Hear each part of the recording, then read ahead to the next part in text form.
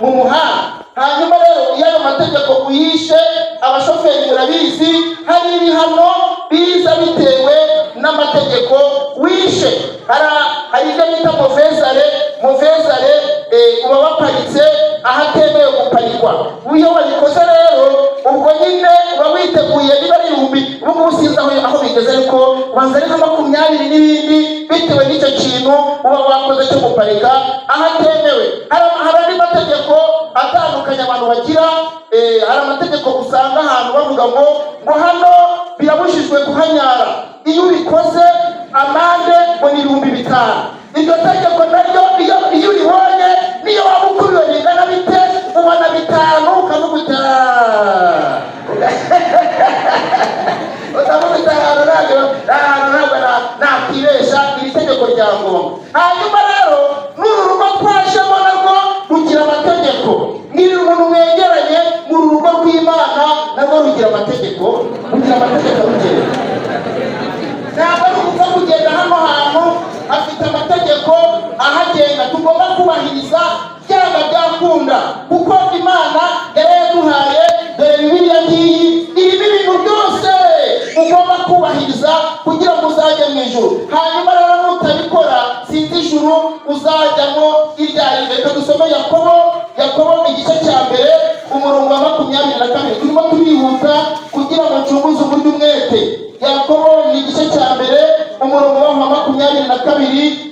Dusomere wakagira Imana we, dusomere Yakobo igice cya mbere umurongo wa 22. Haravuze ngo ariko rero mujye mukora iby'iryo jambo atari ugupfa kuryumva gusa mwishuka, kuko uwumva ijambo gusa, kuko umuntu wumva gusa ntakora ibyaryo ameze nk'umuntu urebeye mu maso he mu ndorerwamo amaze kwireba akagenda uwo mwanya akiyibagirwa uko asa.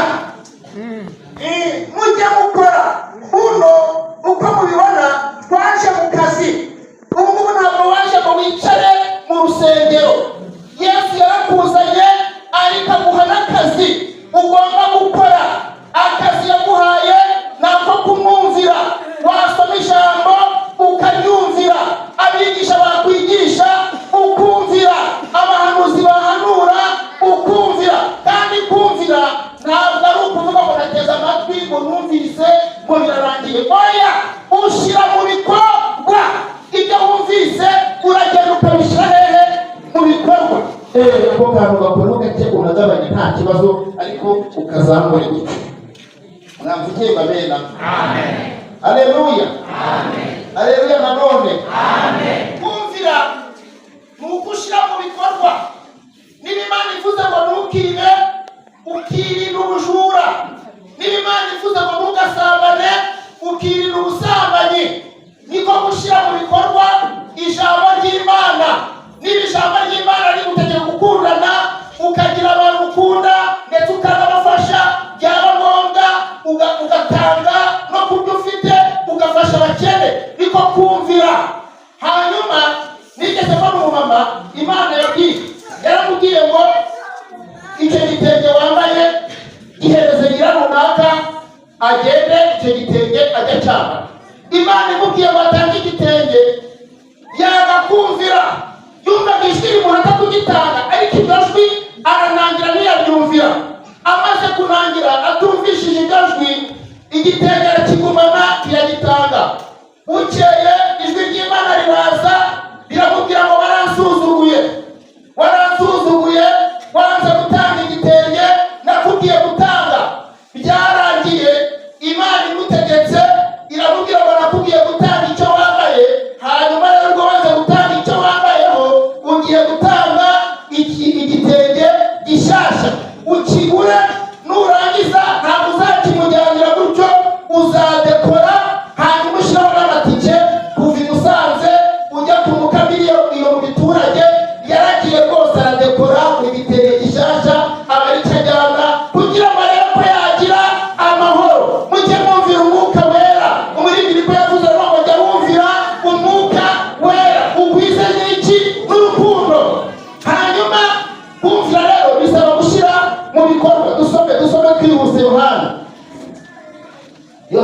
14 ubwandiko ubutumwa bwiza bwa Yohana bwa Yesu bwanditswe na Yohana 14:21.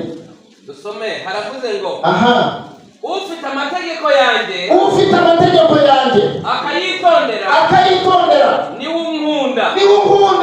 ufite amategeko yanjye cyangwa se umuntu unyumvira, umuntu wumvira Imana. Yesu yaravuze ngo uwo muntu niwe unkunda.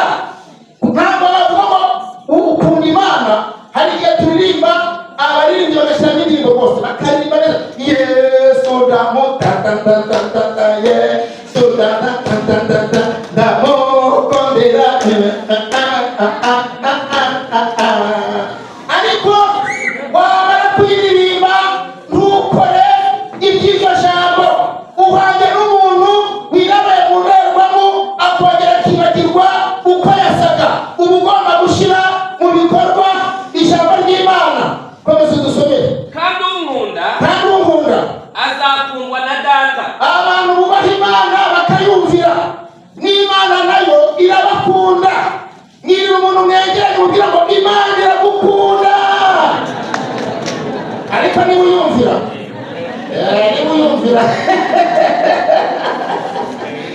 niba uyumvira ugakora ibyo ishakira gukunda. Unkunda azakundwa na Data.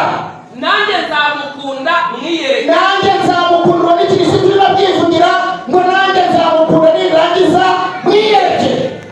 Buriya iyo umuntu atumvira Imana arahomba, ariko iyo wumvira Imana igenda ikwiyereka mu buzima bwawe bwa buri munsi. Ubundi duhora tubona ibitangaza by'Imana, ukuntu Imana yatwiyeretse ejo, uyu munsi zikiri butwiyereke, n'ejo zikizakwiyereka. Imana igenda ihindura uburyo bw'igenda itwiyerekamo, ariko iyo ugenda uyumvira Imana irakwiyereka. Dusomere aho ngaho muri Yohana aho wari uri, ibice 15, soma 15 umurongo wa 14. Turimo turihuta, ndashaka kwihuta. Haravuze ngo aha, muri inshuti zanjye nimukora ibyo mbategeka. You are my friends if we do.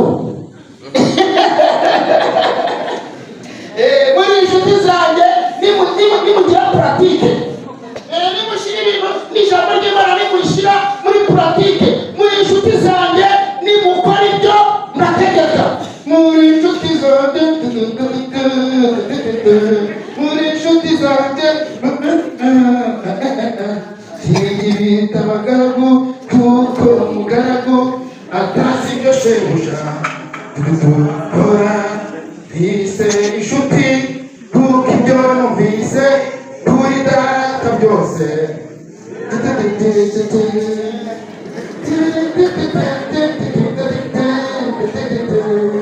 Muri inshuti zanjye nimukora ibyo mbategeka.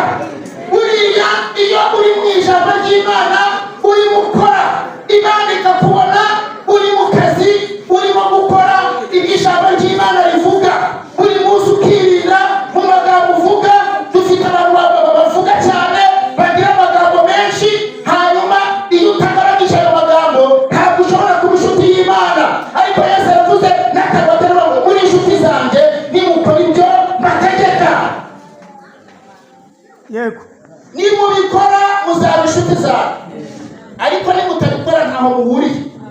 Ntaho yaba inshuti y'igisambo, ntabwo yaba inshuti y'umusambanyi, ntabwo yaba inshuti y'umutinganyi, ntabwo dufite abatinganyi. Nigeze mbwiriza ahantu mbona umuntu araje aranyihererana arambwira ati Imana ibabarire ubutinganyi. Ndavuga ni yewe baba we, ntabwo nari nzi ko twagira abatinganyi mu itorero.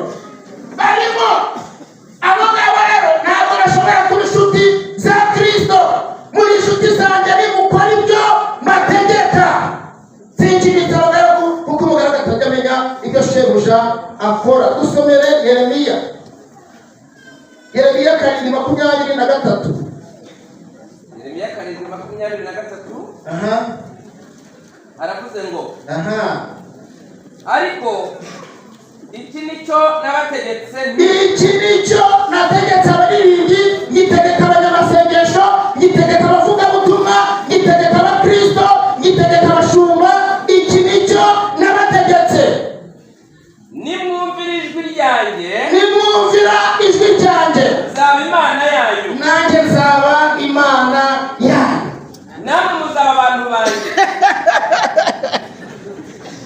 Navugiye amena.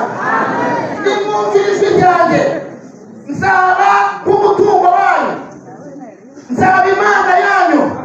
Saa sita tuzaba turi kumwe. Nimugoroba tuzaba turi kumwe.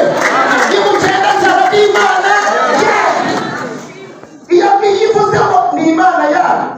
Ubundi mu Cyongereza baravuga ngo ni possession. Ni umutungo. Iyivuze iti njyewe ntiwumvire ijwi ryanjye njyewe nzaba Imana yawe. Abantu batari baraturwa mu mwuka wera mwaragowe, hari ibintu mwabuze. Ibi ndimo kuvuga ntabwo wabyumva utaraho ubatizwamo, ariko abantu babatizwa mu mwuka wera baba bafite Imana, bagendana nayo, barayumva. Iyo uvuga barumva, iyo bakora barumva, barayumva. Hari igihe ibira muri jye ubu bagiye gushwanyura yewe kumva biracanye. Muri inshuti zanjye nimukora ibyo mbategeka, hanyuma iki nicyo nabategetse rero. Nimwumvira ni ukuri kw'Imana, nimwumvira nzaba Imana yawe, namwe muzaba abantu banjye, namwe muzaba abanjye. Ntabwo muzira ijambo Imana ibivuga ngo namwe muzaba abantu banjye. Ibikwiyegereje. Hanyuma iyo uri umuntu w'Imana nta muntu wapfa kukuvogera. Hari abantu b'Imana Imana ibereye maso. Ijambo ry'Imana ryarabwiyeho uwakozeho abakoze mu mboni y'ijisho ry'Uwiteka. Iyo uri umuntu w'Imana ubushinganye. Reka mbabwire nongere mbisubire, umukiranutsi nibyo ko kararinzwe, naho byaba ibikomeye bije ibyo ngibyo ntibimutera ubwoba.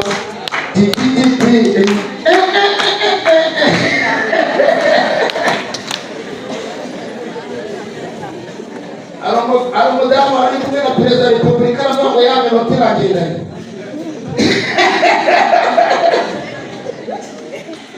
Muzaba banjye nanjye nzaba Imana yanyu. Dusomera Yobu twihuse. Yobu 36:11. Yobu 36. 11. Umurongo wa 11. Yego. Aravuze ngo niba yumvira. Oya subiramo neza. Niba yumvira. Subiramo.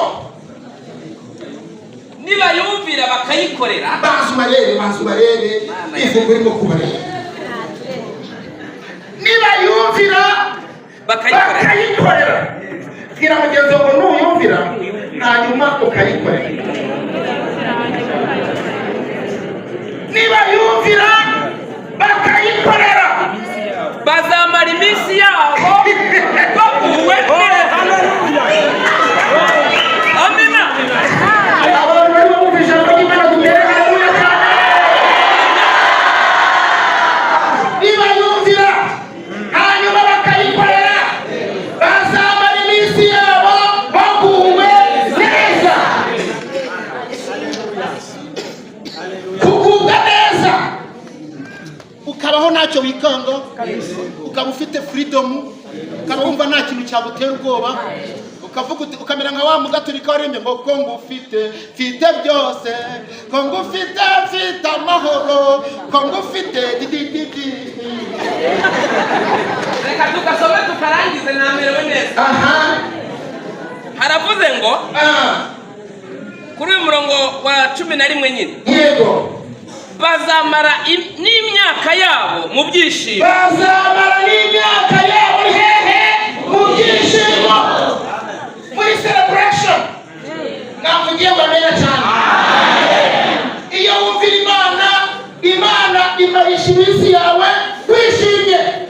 Buri Imana nikugirira neza. Uzavuga uti turakora kakawete mukora. Mama iminsi yawe mu byishimo bakora za kakawete. Bakora utumuri. Twari dufite perezida wa korali yageraga hakagira cyane rimwe na rimwe turi Musanze mu mujyi, yarangiza ukumva turi muri repetition twe nta makuru dufite, twajya kubona tukabona za nyamakesi ya fanta akayakubita aho ngaho tukanywa fanta, abanywa amata bakayanywa, akazana amakeki tukayarya. Bamara iminsi yabo mu byishimo bahora bishimye. Kandi dufite umupasiteri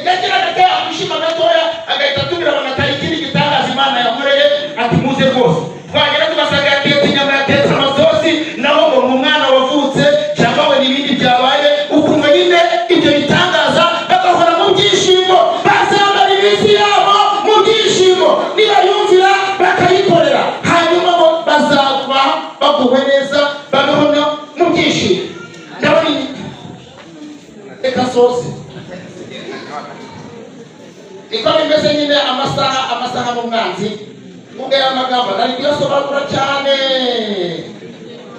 ariko nyine reka nirukane ariko mu cyumweru gitaha ushobora gutera ko mudakomeye amashyi mu cyumweru gitaha kandi ushobora kubikora mushobora gutera namvugiye amaneza cyane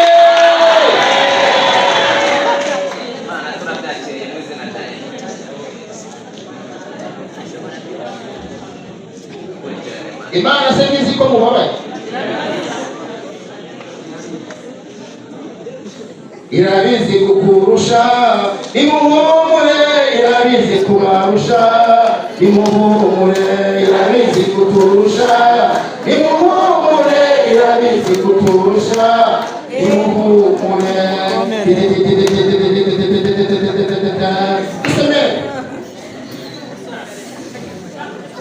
dusomere Samweli urwandiko rwa mbere rwa Samweli ngiye gusoza rwose aho ngaho nsoreza ubundi gatanga mikorofone. Urwa mbere rwa Samweli ibice 28 umurongo wa 20. Igitabo cya mbere cya Samweli igice cya 28 umurongo wa 20 hari umurongo wa 15 kugeza kuri 20. Okay, haravuze ngo aha nuko Samweli abaza Sawuli ati uretse gatoya iki ni igihe Sawuli yari yaranze kumvira Imana imubwiye kujya kurimbura Abamaleki hanyuma arayisuzugura ntiyakora ibyo Imana imutegetse.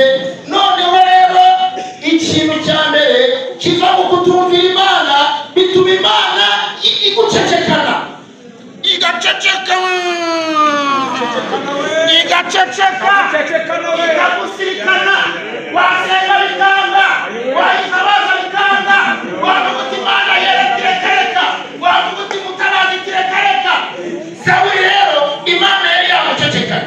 Dusome nuko Samweli abaza Sawuli ati ni iki gitumye unkubaganira? Sawuli yari yagiye ashikisha Sawuli ashikisha Samweli aramuzamura. Hanyuma rero Samweli bazamuke abwira Sawuli aramubwira ngo ni iki gitumye unkubaganira ukarinda kunzamura?